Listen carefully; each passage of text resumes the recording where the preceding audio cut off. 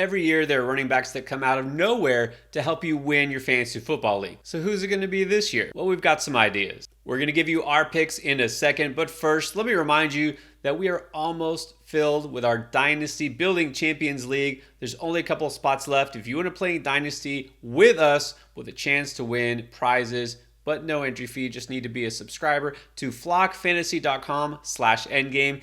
Do our Dynasty course and learn how to play the game and how to win. And plus, you get all of our rankings, bonus articles, and videos that you won't see on here. flockfantasy.com/endgame right now, 30% off any subscription. All right, you guys already know who our favorite running backs are if you checked out our running back rankings.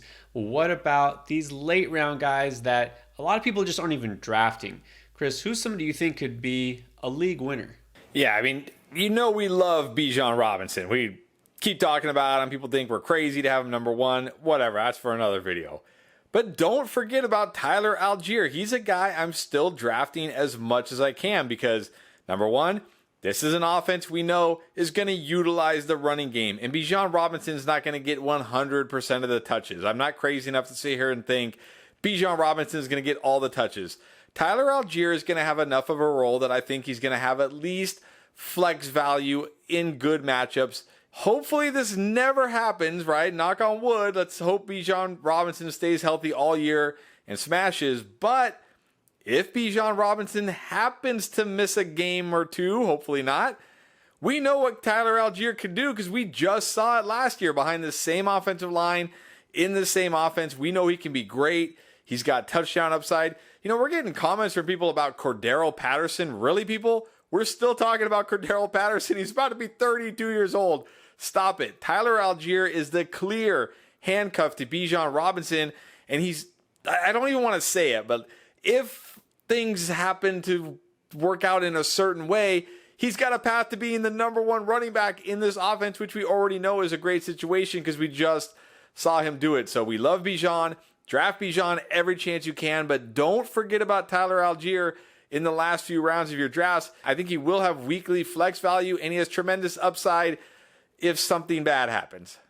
Oh, let's face it, these late round guys, none of them are starters. This is why they're going the late rounds. They're all usually either the backup, maybe even the third guy, part of a committee, who knows.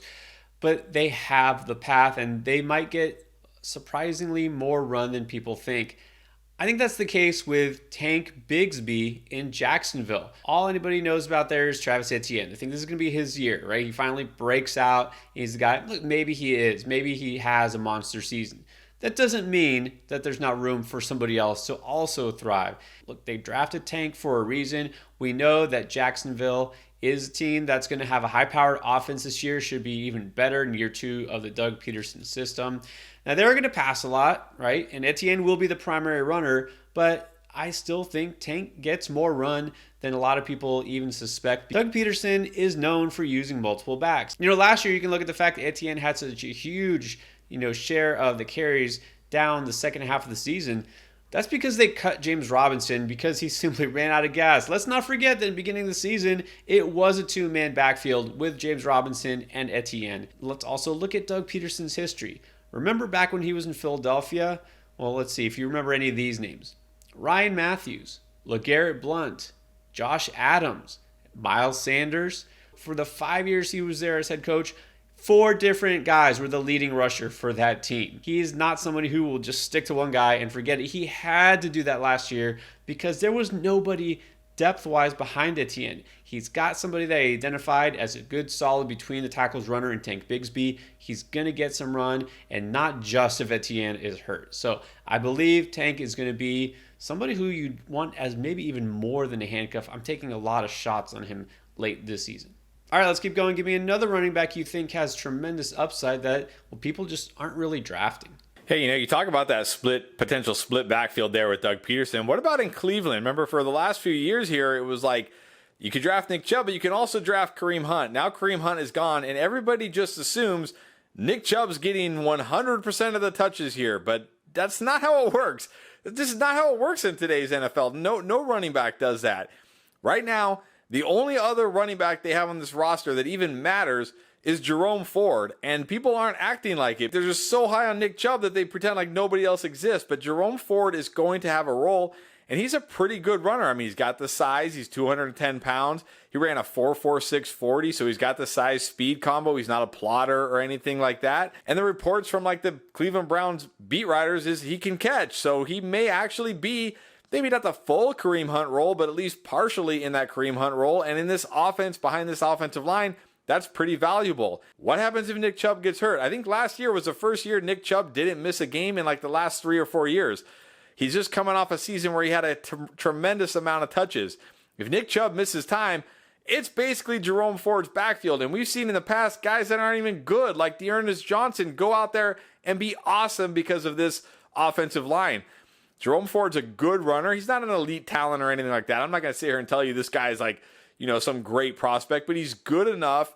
He can do it, and he's basically all they have behind Nick Chubb right now, and I doubt they're going to bring anybody else in. So, to me, Jerome Ford, another guy, you just have to draft this guy. He's really one bad thing away from being an every week must-start running back, and nobody is acting like it. So let me get to the holdouts. Now, Saquon Barkley, a lot of talk in the news about him. Will he even play this year? Is he going to hold out all through training camp? What's going to happen with him? I don't know yet, but I do know that it's not good right now. It might be possible that they have to put somebody else there in the backfield instead of him. Now, I don't think it's going to be Eric Gray in week 1, but I wouldn't be surprised if it's Eric Gray at some point because he might be the most talented running back besides Saquon Barkley that they have. Look, Gary Brightwell, we've seen him in spots. He's okay. Nothing special to me. He's a jarb. Just another running back. All right. I think Matt Breida is still there. Love the guy. He's talented. He just can't stay healthy, and he can't seem to stick with a team, even though he does have some, interesting upside. I'm going to look at a rookie that, the current coaching staff handpicked for the draft. Remember, it's just 1 year into the Brian Daboll system. So obviously they saw some attributes they like in Eric Gray. He put up a big season for really a bad Oklahoma offense. And one thing he can do that really piques my interest is that he can catch the ball very well. And that might be something very important in this offense if they don't have Saquon Barkley. Now, if Barkley plays full season and everything's fine there, Gray probably doesn't have a ton of value. He could be the number 2 back if he earns his way into that spot. But right now, I'm taking a lot of swings on a guy who now all of a sudden becomes a very interesting speculative pick. All right, do you have anybody else in mind like that? Well, kind of. I've talked about a couple of guys who probably need an injury to see a significant role, but what about a guy who might actually take this backfield over, kind of like what we saw with Tyler Algier last year, and that is Chase Brown of the Bengals.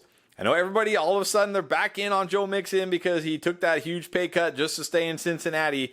But Joe Mixon is bad. He's dust. He was really bad last year. He was getting outplayed, outproduced, and outsnapped by Samaje Perine in the playoffs. And now that Samaje Perine is gone, everybody just assumes, Joe Mixon's going to get all the volume. And he might early in the year because they trust him. But I think Chase Brown could legitimately take over this backfield at some point. This is a guy had 328 carries in college. He was an absolute workhorse. He was good. He's also very athletic. His athletic profile is great. He's in the 90th in like speed score, burst, everything. He's got the size. He's 210 pounds, so he's big enough to handle a workhorse role, and he can catch passes. He could do it all. Don't be surprised if Chase Brown eventually takes over this backfield because he gives this team something Joe Mixon just doesn't give him anymore. Chase Brown, another guy you have to get late in your fantasy drafts. Now I'm looking to get opportunistic again, a guy who could all of a sudden go from zero to hero. I had probably way too much interest in Zamir White last year because I thought the guy was an absolute stud in college, thought he would dominate in the NFL given the chance. He wasn't given the chance at all. He wasn't used. It was all Josh Jacobs. He was the entire backfield. Well, as you may know, it's possible Josh Jacobs then now goes to zero. If he doesn't play and holds out, he's talking about taking a stand. I think we have to acknowledge the possibility that Josh Jacobs, because he had so many touches last year, right at that magical 350 mark where you really should just break down physically after you've had so many touches the year before. What if Jacobs doesn't make it through this season? What if Jacobs comes in without having training camp and is a little bit rusty? Zamir White definitely has a much more wide open path to actually touching the ball this year. And look, when he does, he is good. He's a physical hard runner. He's got speed and strength. He's, I would say, almost like a poor man Derrick Henry, but I love the way he runs. I wish he would just get a chance. Maybe this is the year. So I drafted him too much last year and it fizzled out, but I'm not ignoring him this year. I think you've got one more late running back in mind that you're drafting a lot more than other people are. I do, and this is another rookie running back who he's just a true handcuff and not a guy I really want in a dynasty league. But in redraft, I think Taijae Spears is worth the gamble. We know about the knee. He has no ACL, no cartilage, but all the reports are it's something that's probably going to shorten his career and shouldn't affect him too much in year one. That's why I like him so much in redraft. And you just talked about it with Josh Jacobs coming off a 395 touch season. Derrick Henry coming off only the second 350 carry season of his career. The last time he had that many carries was the year where he missed second half of the season with that foot injury. It's hard to take that toll and come back the next year and do it again. Not to mention the toll Derrick Henry has been under the last 4 or 5 years. He's coming up on that 2,000 touch mark. Look, we can talk about Derrick Henry and say he's a cyborg and say he's built different, but we can't sit here and ignore the fact that the injury risk, the potential with him is there because they're going to run him into the ground. He's getting up there in age. He's up there in touches. There's certainly risk here that Derrick Henry could miss time and could miss significant time this year. And if it does, Taijae Spears is to have behind him because it was Hassan Haskins, but yeah, I don't think he's playing for the Titans or anybody this year. Let's be real. So it's basically just Taijae Spears now. And this guy was a workhorse in college. He was very good in college. He's a bit undersized, I will admit that, but we've seen undersized backs who come in late in the season with those fresh legs, and it doesn't matter because the defense has been beat up all year. They're tired, and these guys can perform. So Spears, not a guy I want in Dynasty. I don't like his long-term outlook, but this year, as a handcuff to Derrick Henry, who has lots of risk, lots of red flags, I'll gamble on him this year, breaking out late in the season. Now, I saved my final pick for last because I might get some flack on this. So, I've been always warning people away from taking a Chiefs running back. Look, I'll just tell you right now, I'm probably not at cost taking Isaiah Pacheco in the middle rounds. I'm not going to at all draft Clyde Edwards-Helaire anywhere, and I never have once drafted him. If I'm going to take a Chiefs running back, I think I might take a last round swing on the guy who will, like everyone else, every year somebody comes out of nowhere and becomes the Chiefs starting running back down the stretch and puts up monster points. Well, this year it could be Deneric Prince. That's right, a guy that a lot of you may not have even heard of, but he's making noise in the offseason. He's a guy who's got that prototypical build for running back. He's 6 foot, 216 pounds, runs a 4.4, could get some goal line looks. Not that that's the only reason you should be interested in him. It's just the fact that this Chiefs offense thrives on unpredictability. And so it wouldn't surprise me if they bring this guy out of nowhere and he becomes the lead back. Look, Isaiah Pacheco is banged up this offseason. He's had some issues. I think it's a hand and a shoulder. We don't know if he's really going to be a full go. Jerick McKinnon, yeah, they'll break him out every once in a while when no one's expecting it, but he's not a threat, and don't even talk to me about CEH. So look, it wouldn't shock me if Prince winds up being the most valuable running back in fantasy for the Chiefs, just like it did shock everyone when Pacheco came out of nowhere last year. He's basically this year's Pacheco, Damian Williams, random guy who pops off for Kansas City. I would rather just take a shot on him in the final round than any of those other guys that are actually being drafted. Those running backs could be league winners. We're drafting them super late. So who are the guys we're drafting early that are must-haves? Find out right here.